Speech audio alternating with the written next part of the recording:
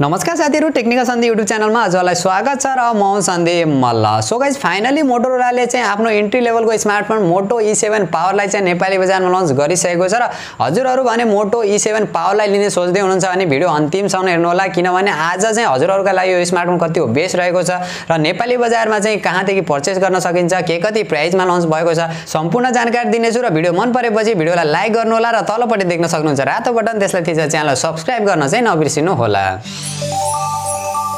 मोटो E7 power को बारेमा कुरा गर्ने हो भने सबैभन्दा पहिला चाहिँ यसको डिजाइन र बिल्ड क्वालिटीबाट सुरु गरौँ। 6.5 इन्चको HD plus IPS LCD water drop notch डिजाइनका साथ चाहिँ डिस्प्ले देख्न सकिन्छ र ओभरअल डिजाइन डिस्प्ले र बिल्ड क्वालिटीको बारेमा कुरा गर्ने हो भने डिजाइन र बिल्ड क्वालिटी त एकदमै राम्रो रहेको छ प्राइसिङलाई हेर्ने हो भने, तर डिस्प्लेले भने एकदमै डिसेन्ट मान्नुपर्छ र अपरेटिङ सिस्टमको कुरा गर्ने हो भने एन्ड्रोइड 10 देख्न सकिन्छ, स्टक एन्ड्रोइडका साथ चाहिँ देख्न मिलेको छ।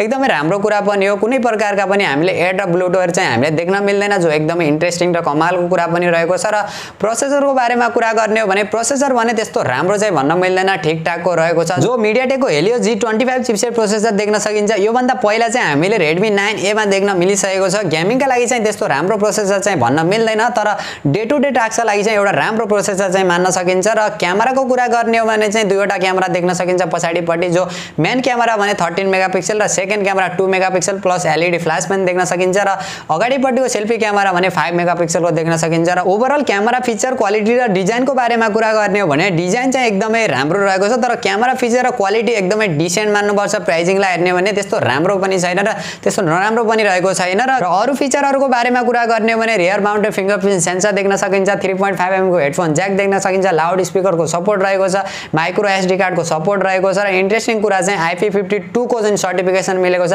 एकदमै इन्ट्रेस्टिङ र एकदमै कमालको कुरा पनि रहेको छ। र ब्याट्रीको कुरा गर्ने हो भने 5000 mAh को एकदमै पावरफुल ब्याट्री देख्न सकिन्छ, 10 वाट को चार्ज छ, USB टाइप C पोर्ट। यो भने एकदमै राम्रो कुरा हो र यो कुरामा चाहिँ एकदमै ध्यान दिनु होला हजुरहरुले। एकदमै राम्रो ब्याट्री ब्याकअप हामीले यसमा देख्न मिल्छ र यो बजेटमा चाहिँ हामीले USB टाइप C पोर्ट देख्न मिलेको छ। एकदमै राम्रो कुरा पनि रहेको छ र अहिले हुन त अहिले 2021 मा सबैले दिने गरेका छन्, तर यो बजेटमा चाहिँ खासै कसैले दिएको छैन, जो मोटोरोलाले चाहिँ दिन स्टार्ट गरेको छ। आगामी दिनहरुमा अरु कम्पनी मार्फत पनि हामीले देख्न मिल्ला, तर अहिलेको लागि चाहिँ मोटोरोलाले यो काम चाहिँ एकदमै राम्रो गरेको हो। र र्याम र स्टोरेजको बारेमा कुरा गर्ने हो भने LPDDR4X र्याम को सपोर्ट रहेको, eMMC 2.1 को स्टोरेजको सपोर्ट देख्न सकिन्छ।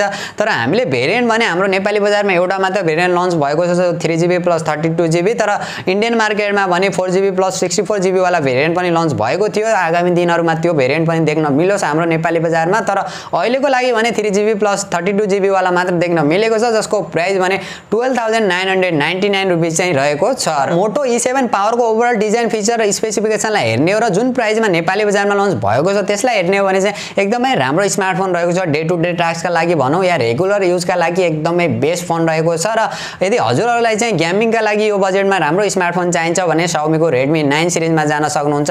तिनीहरुमा चाहिँ अलिकति राम्रो गेमिङ परफर्मेन्स चाहिँ देख्न मिल्छ, तर गेमिङका लागि चाहिँ त्यस्तो राम्रो स्मार्टफोन चाहिँ भन्न मिल्दैन, तर पनि लो लेभलमा चाहिँ मजाले पनि गेमहरु खेल्न सकिनेछ। र मेरो पर्सनल ओपिनियनको बारेमा कुरा गर्ने हो भने चाहिँ रेगुलर युजका लागि, नर्मल टास्कका लागि चाहिँ एकदमै राम्रो स्मार्टफोन रहेको छ। र हजुरहरु भने मोटो E7 पावरलाई लिएर कति एक्साइटेड हुनुहुन्छ त्यो पनि कमेन्ट गर्नु होला र भिडियो मन परे भिडियोलाई लाइक अनि शेयर गर्नु होला। र अहिलेसम्म पनि technical Sandeep YouTube channel subscribe गर्न बिर्सिनु भएको छ भने तलपट्टि देख्न सक्नुहुन्छ रातो बटन, त्यसलाई थिचेर च्यानल सब्स्क्राइब गर्नु होला र साथमा रहेको नोटिफिकेसन बेल आइकनलाई दबाएर अल नोटिफिकेसनलाई पनि अन गर्नु होला, ताकि म जति पनि नयाँ नयाँ भिडियो अपलोड गर्छु सबैभन्दा पहिला नोटिफिकेसन हजुरलाई मिल्नेछ।